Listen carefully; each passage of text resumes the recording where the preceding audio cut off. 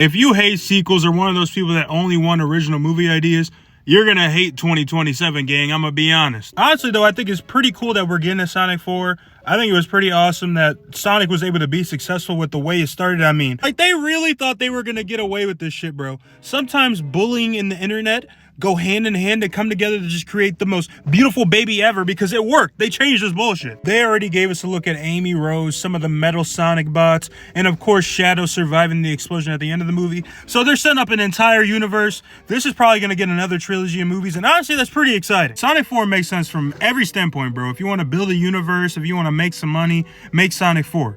Frozen 3, on the other hand, I don't think it deserves it. I'm fully aware how it makes sense from a money standpoint. I feel like Disney knows they're going to make another $1 billion from this movie, which kind of seems to be all they're hunting for at this point is those $1 billion paychecks. But I don't know, bro. I remember seeing the first Frozen back when I was like 13, 12. Probably 12. Damn, bro. I'm getting old. Only 22, bro. I'm not that old. I remember Frozen 2 being a significant drop off, but when I saw that movie, I was probably a junior or senior in high school at that point, so that could be why. I just don't think that Frozen 3 needs to happen whatsoever, but we know Disney loves their money, so it's gonna happen. Exactly how I feel with Kung Fu Panda 5.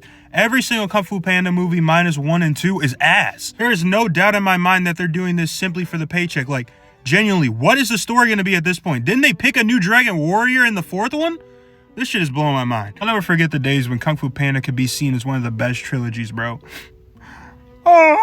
So I'm pretty hyped to see a Legend of Zelda movie get made. I'm interested to see who they cast for the role. I'm interested to see how much money goes into making this movie. And I'm obviously most interested to see if it performs well at the box office. I feel like Zelda has some pretty strong fans, but I don't know if it's strong enough for a live action adaptation movie. I don't know though, I could be wrong. Let me ask y'all though, who do you want to play Link? I feel like this is huge. What I think is probably gonna be the best, if not the second best movie on this list, Beyond the Spider-Verse. Sony really thought they were going to be able to finish that movie by last year, bro. Them niggas was tripping. But I want them to take their time, take as long as they need to fully cook this meal, because with the first 2 movies being 10 out of 10s, if we would have got a disappointing rush finale, it wouldn't have done it justice. I'm glad they're taking their time and taking another year to just give us this absolute delectable meal. I know a lot of people probably want Marvel to take even longer for Secret Wars.